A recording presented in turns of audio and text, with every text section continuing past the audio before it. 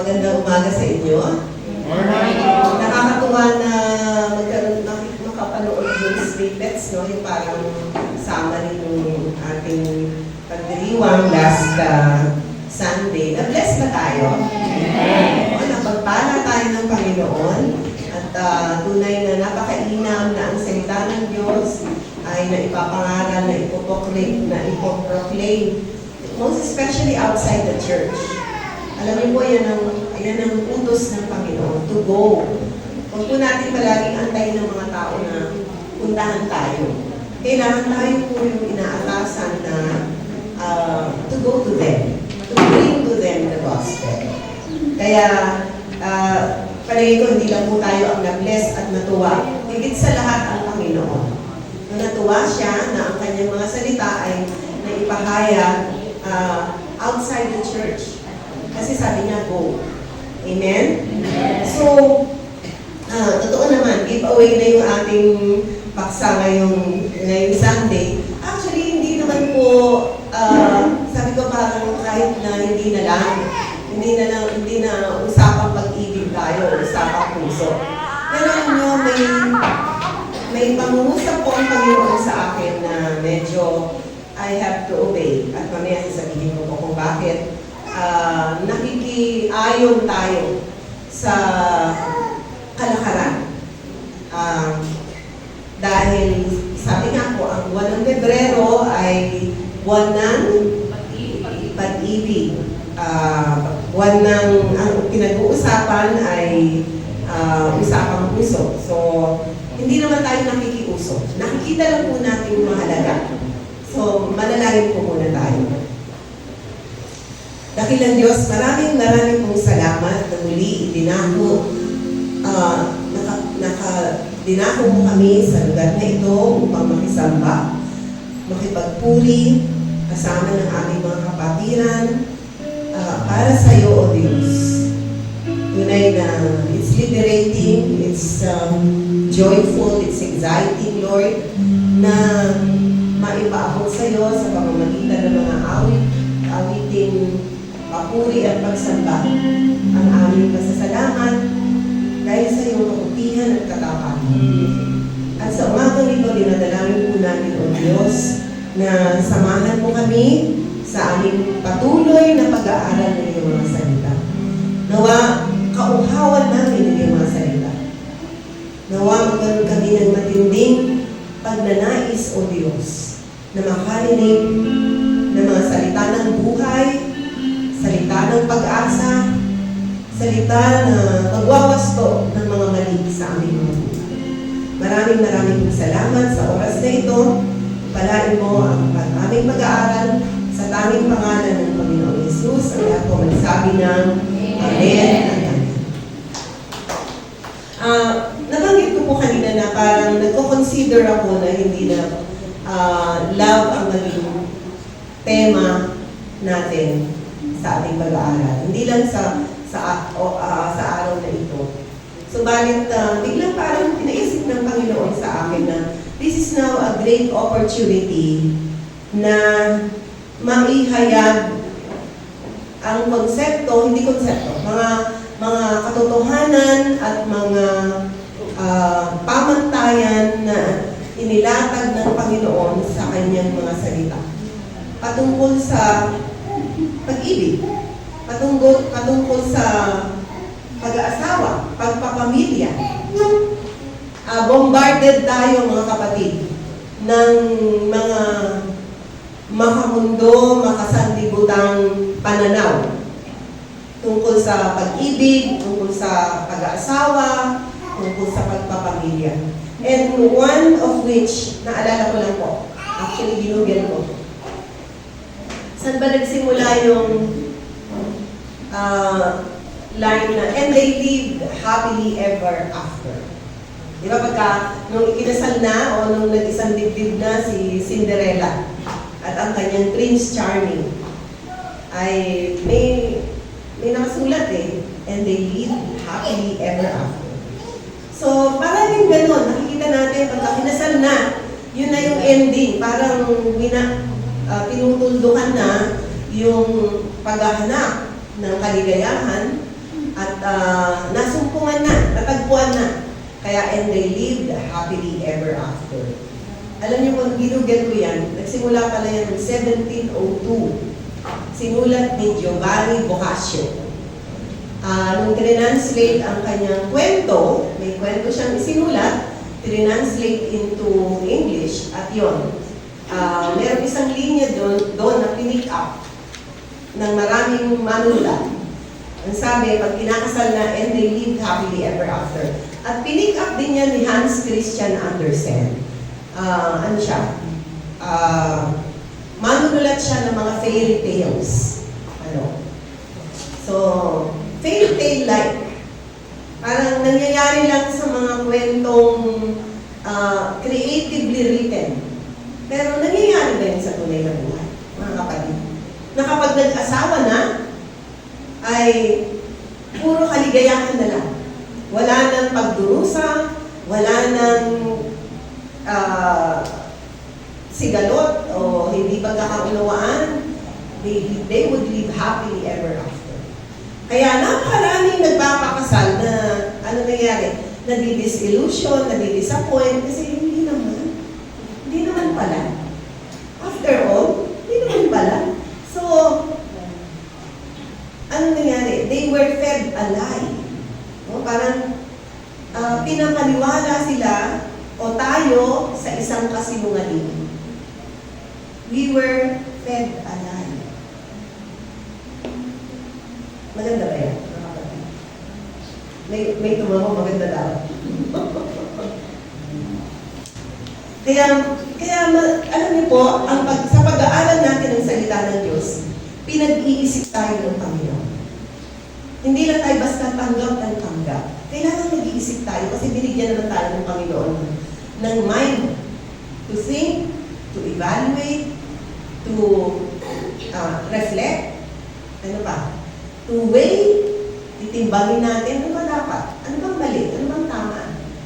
Hindi po tayo basta nakafixate o nakapako sa isang bagay na narinig mo, uy, maganda yun ah.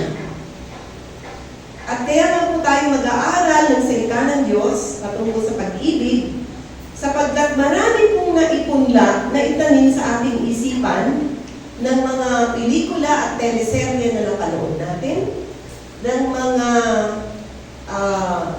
quotes, video clips, na mga napanood, nakita, narinig natin, at dahil nagandahan tayo, akala natin yun na. Pero, I'd like to say this, lahat ng bagay na naririnig mo mula pagkabata hanggang ngayon, pagtanda mo, sa darating na panahon, lalo na ngayon nag-aaral na po tayo ng salita ng Diyos, dapat sinusuri natin yan ayon sa magnifying glass ng salita ng Diyos. Kapag yung narinig mo, kahit gano'ng kaganda sa pandinig mo, ay hindi umaayon, hindi naka-align sa salita ng Diyos, you are capable of saying, no, that is wrong. This is right. Bakit? Dahil nag-aaral ka ng salita ng Diyos, meron ka ng ability to, anong sabi sa, rightly divide the word of truth. To determine if this is right or this is wrong. Ang tawag po sa pagkaalam ng salita ng Diyos, habang natututo tayo, nag-aaral tayo, nagkakaroon tayo ng moral compass. Alam niyo na yung moral compass? Gabayan kung saan direksyon ka dapat. May compass, may guide. Kasi po, pagka maganda lang sa pangdinig, pero pag itinabi mo o in-evaluate mo according to God's Word, hindi pala tama. After all. Example, gusto ko pa kayong bigyan ng isang, baka kasi hindi masyadong klaro. Bigyan ko kayo ng isang example. Meron isang pelikula na napanood ako. Hindi naman sa sinihan, sa bahay yan. Usually may mga titled old movies or nailabas na sa ating sinihan. Ang napanood ko ito ay isang local movie. Hindi siya Hollywood movie. Pero nagulat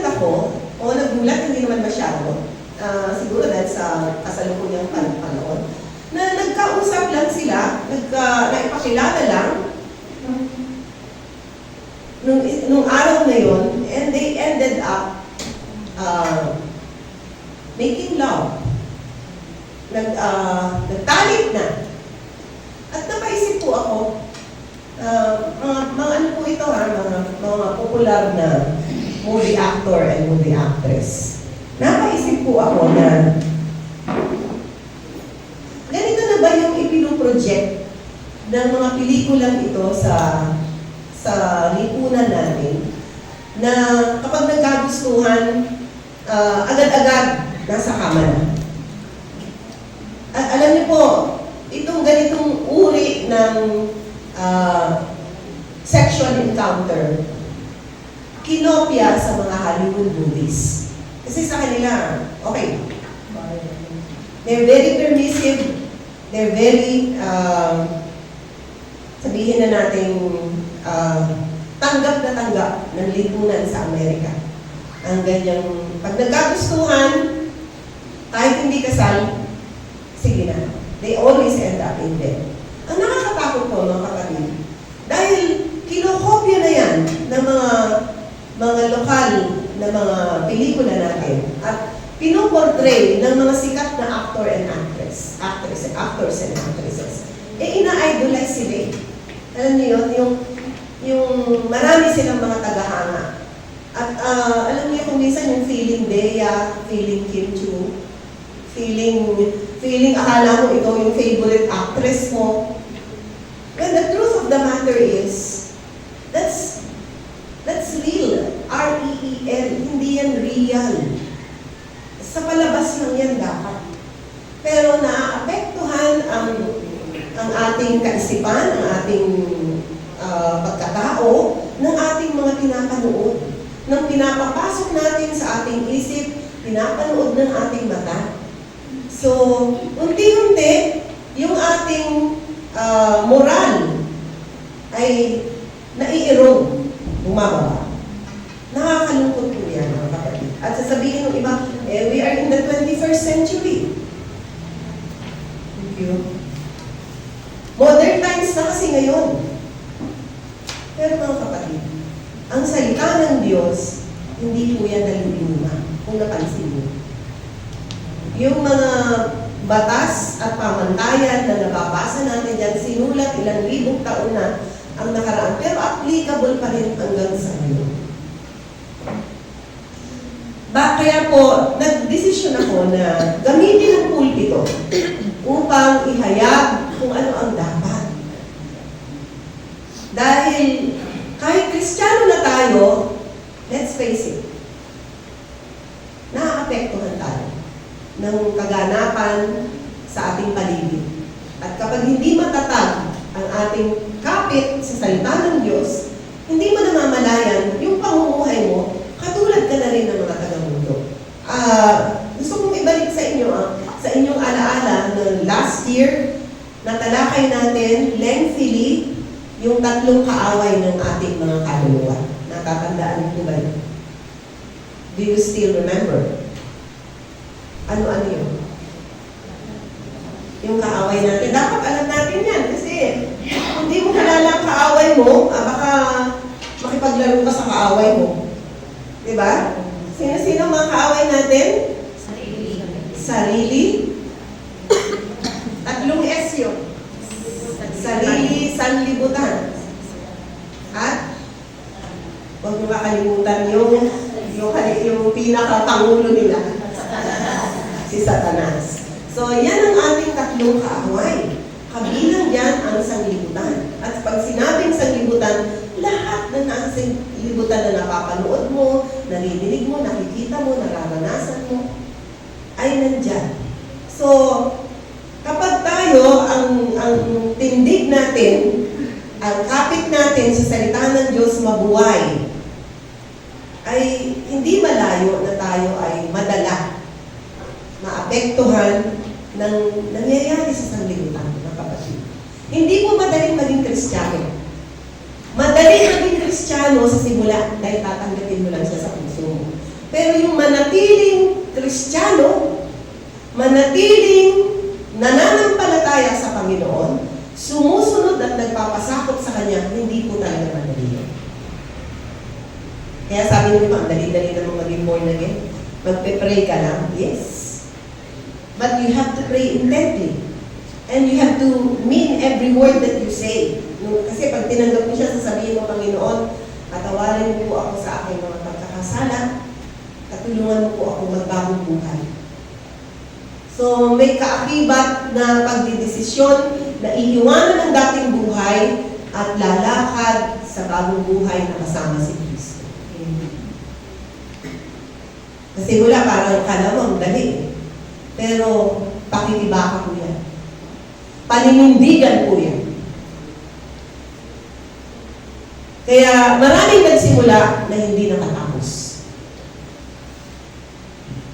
Sana hindi tayo kabilang doon. Sana hanggang dulo, matagalan natin yung gagawin ng dyablo na paghahadlang sa atin, yung panunukso sa atin, sa ating mga sarili, at yung mga nakikita natin, everybody's doing it eh. Lahat naman ganyan eh. Bakit ikaw ganyan? Bakit ayaw mo bang makiayon sa agos ng sanlibutan? Hindi siya magaling. And say this, kahapon nag-uusap kami mag-asawa, sabi namin last year, 47th year namin. This year, 48th year na namin. And we are tapping our back. Congratulations. Self, congratulations to you. Sobrang sa tindi ng mga pinagdaanan. Pwedeng bumigay na yun. Pwedeng huminto na. Pwedeng tumalikod na. Pwedeng umiba ng landas. Pero salamat sa Panginoon. At mamaya sasabihin ko po sa inyo, paano tayo makakapagpatuloy kahit mahirap. Kahit matindi yung mga pagsubok na makarating. Now, going back dun sa sinabi ko sa inyo kanina, marami po kasi mga kabataan, lalo na mga kabataan na nadadaya. At maging mga may edad na nadadaya pa rin. May asawa na, tumitingin pa sa iba. Nadadaya pa rin. So, hindi nakakonfine sa kabataan. Kasi pati mga katandaan na hindi natuto sa mga leksyon ng buhay na kanilang pinagdaanan. So, we need to know. Huwag po natin, Bible study tungkol sa lahat. Lagi na lang natin naririnig yan. Naririnig mo nga, pero ina-apply mo ba? Yun ang tanong. It's one thing to listen. It's one thing to listen and obey. Diba? Naalala niyo yung lesson ng foundation? Ang taong matalino, nakikinig at sumusunod. Kasi yung nakinig lang at hindi sumunod, parang hindi ka nakinig. Yun ang equivalent, no? Nakinig ka lang, pero hindi ka sumunod. So, walang bisa ang salita ng Diyos sa iyong buhay. Magkakabisa lamang po yan kapag nakikinig tayo at sinusunod natin. Intently. Intently. Okay. So, kanina, nabasa po sa atin yung pwede bang i-post. Ayan. Ang pag-ibig ay matyaga. So, ito, alam niyo po, nabanggit ko kanina yung and they live happily ever after. Ito po ay isang malaking kasinungalingan. Uulitin ko. Sapagkat, bagamat tinapos na ng ligawan, ng kasal ang ligawan at engagement, pero nagpapasimula ka pa uli ng isang bagong yugto ng buhay na mas challenging, mas maraming hamon, mas maraming mabibigat na pagkadaanan. So, hindi po totoo yung pagkinasal na kayo, you will live happily ever after. Kaya nga si pastor, pag nagkakasal yan, ulit-ulitin niya, sigurado na ba kayo? Talaga bang nakarinig kayo sa Panginoon? Kasi importante po yun, na narinig mo sa Panginoon na siya na nga. Ngayon, sasabihin mo sa akin, paano yan? Kung pa nakikilala ang Panginoon nung nag-I do ako. Ihiwalayan ko ba, Sister Nomi? Definitely na. Hindi mo dapat hiwalayan ang iyong asawa ngayong nakakilala ka na sa Panginoon. Kung hindi, ikaw ang gagamitin ng Panginoon para makakilala siya. Hindi mo gagawing rason na makikipag-iwalay na ako kasi hindi kami pareho mananampalataya. Hindi po tama. Kung hindi dahil mag-asawa na kayo, kailangan mong i-honor yung vow, yung sumpaan ninyo sa harapan ng Diyos at ng mga tao. At let it be a challenge to you na maakay siya palapit sa Panginoon. Ngayon, ito pong mga nakasulat na ito ay binibigyan po ng definition ang love. Kasi maraming nag-aakala na may love kapag na-attract ka lang. Pag sinabing I love you, pwede rin sabihin I'm attracted to you. Pero hindi mo po pwedeng sabihin love yan. Worse, kung sasabihin mo I lust on you. Hindi pala love, lust pala. Pinagnanasaan mo lang. Hindi naman love. At dito po makikita natin ang tunay na ibig sabihin ng love na kailangan upang baguhin nga natin yung phrase na and they live happily ever after. Pagkatapos ng kasal, dapat ang nakasulat dun sa likod ng kotse, and they will labor together so they will end up together forever. Magtutulong silang magtrabaho, they will labor, they will work for it, so that they will be still together up to the end. Pagtatrabahuhan po yan. Yung buhay may asawa, o makinig kayo mga, sino ba wala pang asawa dito? Pakita sa kamera.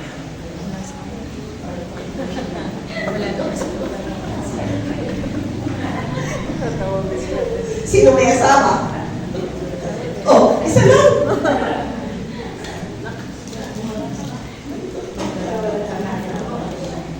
Yung iba na hindi nataas, baka wala na. Wala na. Okay. So, para dun sa mga may asawa at mag-aasawa pa lang, o dun sa mga wala na, baka may papayuhan kayo, makinig din po kayo. Hear me out. Ang sabi ng Biblia, upang mapanatili ang pagsasama, ito daw po ang mga sangkap na kailangan. These are the ingredients that are needed so that you can stay married. Love ang kailangan. Pag sinabing love, anong ibig sabihin? Ang pag-ibig ay matyaga. Magandang loob. Sa ibang version, ang pag-ibig ay matyaga at mabait. Magandang loob, mabait, maayos ang ugali, hindi mainggitin, hindi mayabang, hindi mapagmataas na. Pag sinabing matyaga, kasi kailangan mo ng tiyaga eh. Lalo na pag dumating na yung mga bata. Di po ba? Pag nag-iiyak na yan, sabay-sabay. Tapos wala kang maibigay na pagkain. Tapos ang dami mong pinoproblema, pambayad sa renta, pambayad sa tuition ng mga nag-aaral. Tapos magluluto ka pa. Tapos ang dami. Kailangan mo ng tiyaga. At kailangan mo rin na sa gitna na yung pagtsatsaga, ay maging mabait. Magandang loob. Ano pa? Hindi mainggitin. Hindi mayabang. By the way, alam nyo, maski sa mag-asawa, kung minsan may inggitan, may insecurity. Diba? Lalo na kung minsan may mga mag-asawa na mas mataas, mas malaki kumita ang babae kaysa sa lalaki. Nai-insecure ang lalaki. Nangyayari po yun. Pero kung makikita nila na yung resources nila, yung kita ng lalaki at kita ng babae, hindi kanya-kanya, kundi pinagsasama para sa buong pamilya. At alam niyo po kasi ang buhay, umiikot yan eh, parang gulong. Minsan, malaki ang kita mo, ikaw ang kumikita ng malaki. Mamaya, nawalan ka ng trabaho, siya may trabaho. So, umiikot ang buhay. Tulungan lang po. Hindi nagmamagaling yung mas may kaya. Kung hindi dahil iisa na kayo at may iisang pamilya kayo na binubuo, kung anong meron siya at kung anong meron ka para sa pamilya. It's a corporate common fund for every member of the family. Hindi mayabang ni mapagmataas man. Ako, mahirap po talaga. Alam niyo, meron akong kinounsel na mag-asawa na. Sabi ko, pwede kayong magtalo. Normal na magtalo ang dalawang taong hindi magkapareho. Siyempre, may magkaiba kayong punto de vista, may magkaiba kayong pananaw, galing kayo sa magkaibang pamilya that do things differently. So may adjustment po yan. Sa pamilyang pinanggalingan mo, pag nagluluto ng sinigang, walang sibuyas. Doon sa pamilya ng napangasawa mo, nilalagyan ng sibuyas. At kung ano-ano pa. So doon lang, pwede na kayong magtalo, maliliit na bagay. Pwedeng maging irritation. Pwedeng nakakainis. Dahil you can't have your way. Samantalang kung single ka, kahit anong ilagay mo dyan, okay lang. Dahil wala ko kailangang intindihin na tao eh. The moment you get married, may kinukonsider ka ng point of view. So, makinig yung mga kabataan, ha? Wag, dahil tumibok ang puso, bahala na si Batman. May narinig po ako sa Facebook lang naman ito. Nakakatawa lang.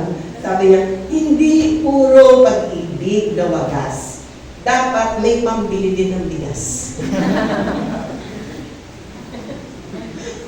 Tama naman. Kahit sa Facebook yan, tama naman.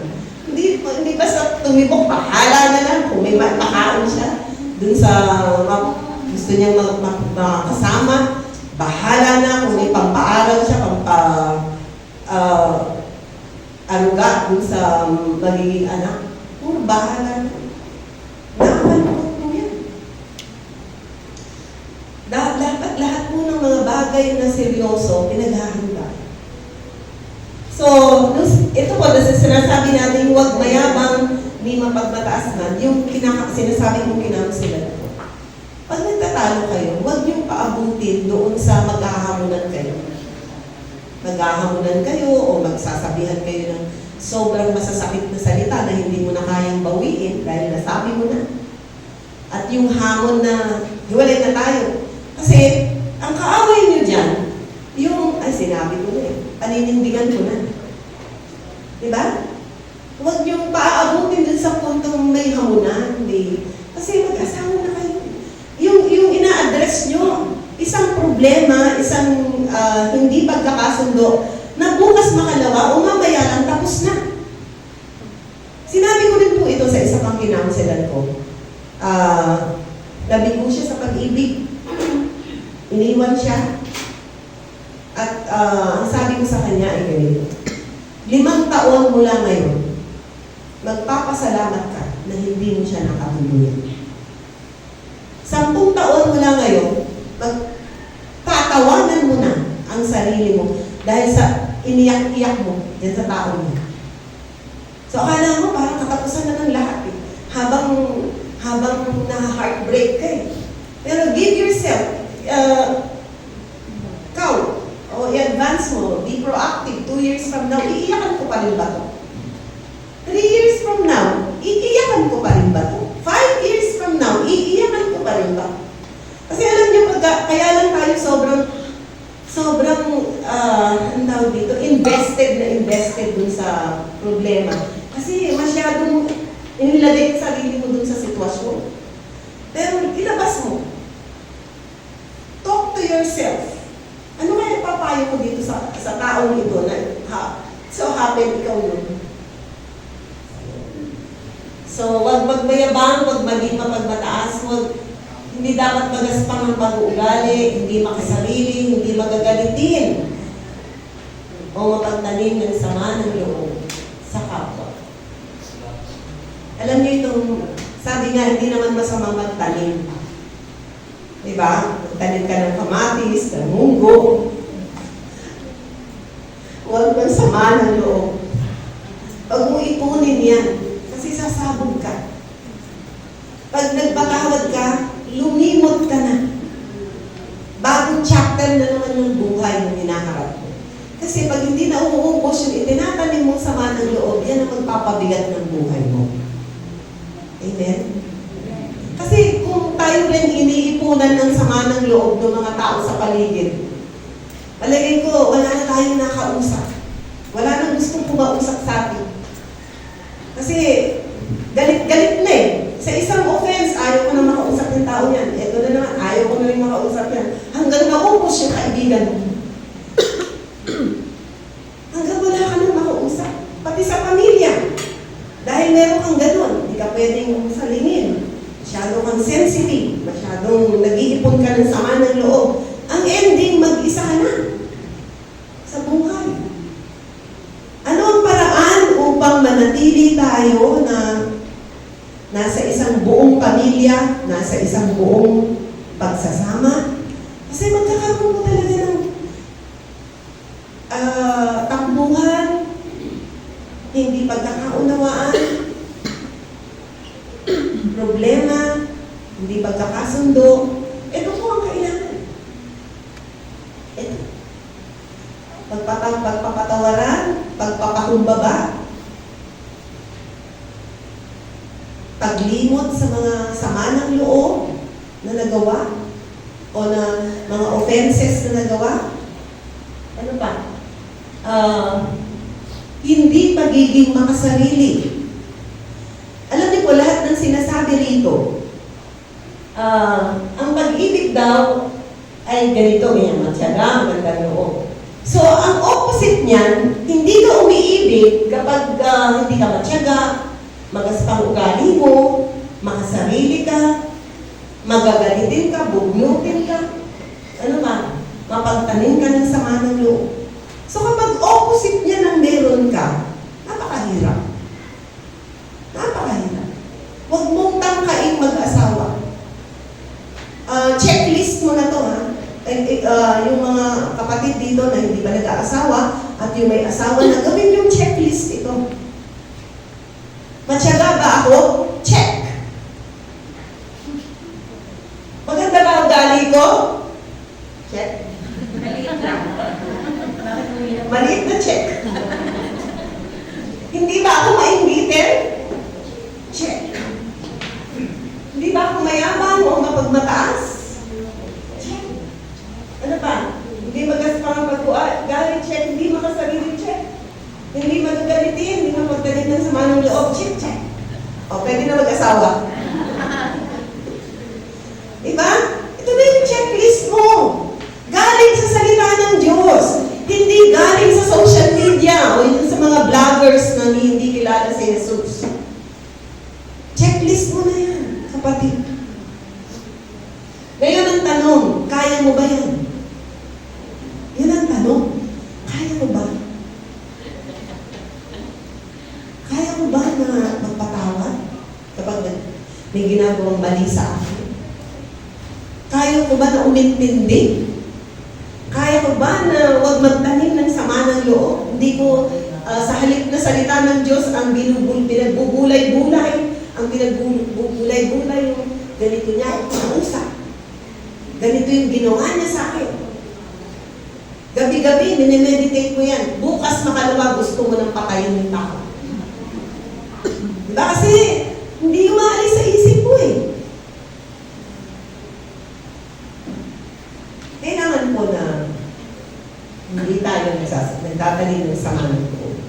Kasi, bakit? Kasi ganun din po ang Panginoon. Palagay ninyo kung yung mga kasalanan na gawa natin ng mga nakalipas na panahon ay hanggang ngayon hindi pa pinapatawad ng Diyos sa atin. Magiging tahimik at tiwasay ba ang buhay at puso natin. Dahil pinatawad tayo ng Diyos, binibigyan ka niya ng kapangyarihang magpatawad sa mga taong nakasakit sa iyo.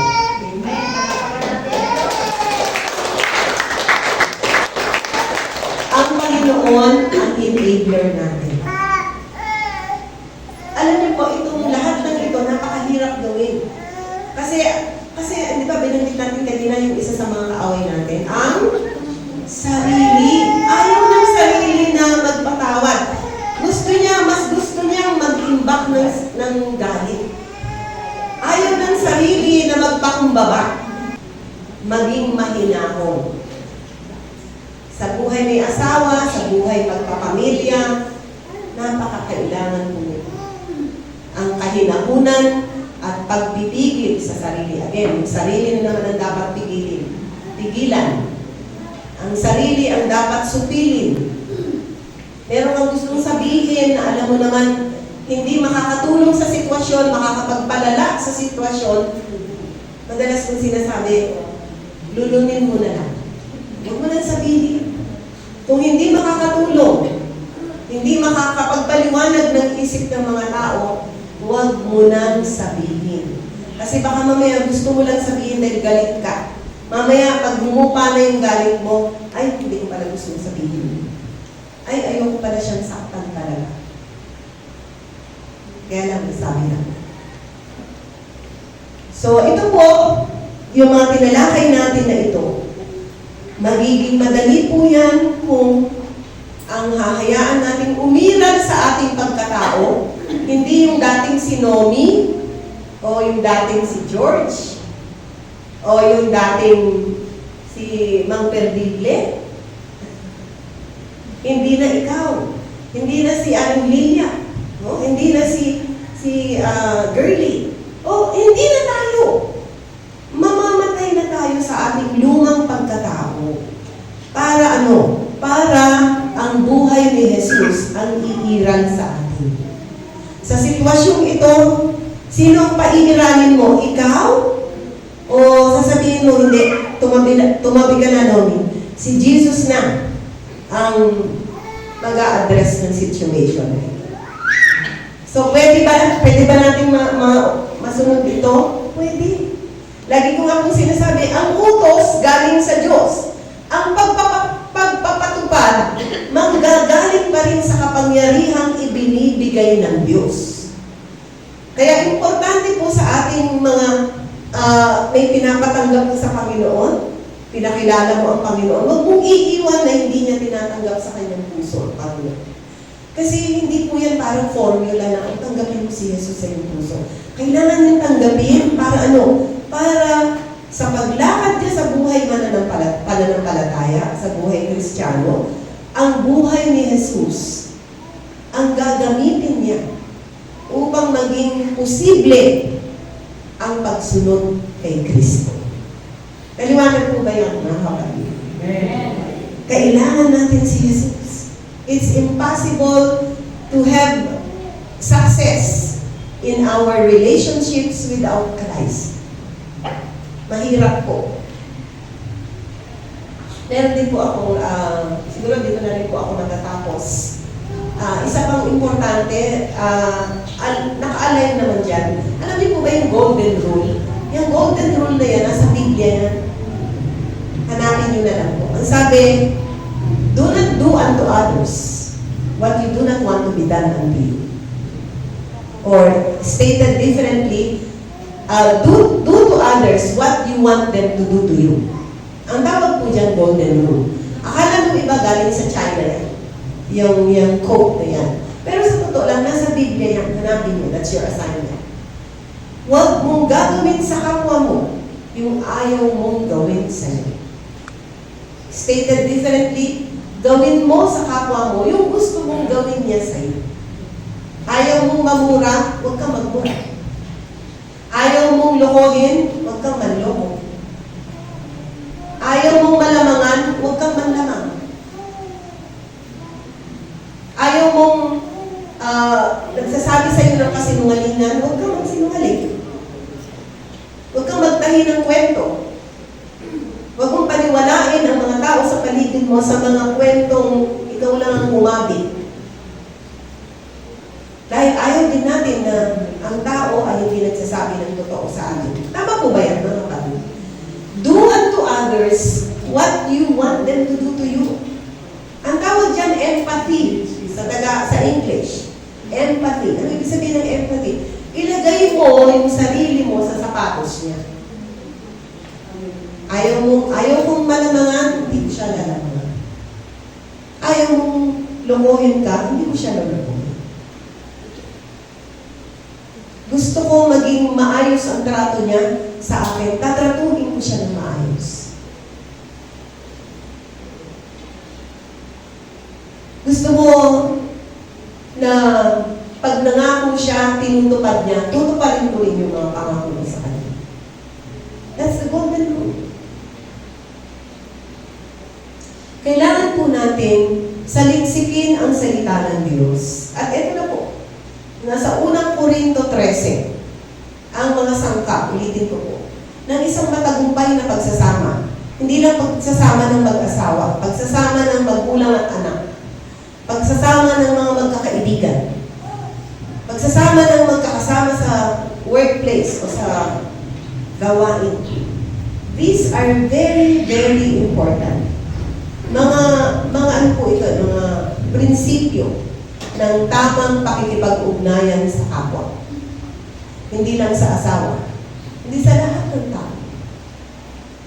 Yung pagiging mapagpakumbaba, maayos ang pag-uugali, yung pagiging hindi makasarili, nag-a-apply po sa lahat yan. Hindi lang sa asawa. Hindi kang mamimili na ang asawa ko lang ang tatantuhin ko ng maayos, yung iba, mga anak ko, hindi. O yung biyanan ko, yung mga bayaw at tipa ko, hindi. Asawa lang, anak lang, hindi ko dapat. This applies to all relationships. Maliwanag po ba yun? Amen. Amen. So, hindi po dapat na ang ating mga pamantayan at mga pinaniniwalaan tungkol sa human relationship ay nakabatay sa mga napapanood lamang. Kung hindi, sa salita ng Diyos. Maliwanag po ba yan, mga kapatid? Sa tayo po lahat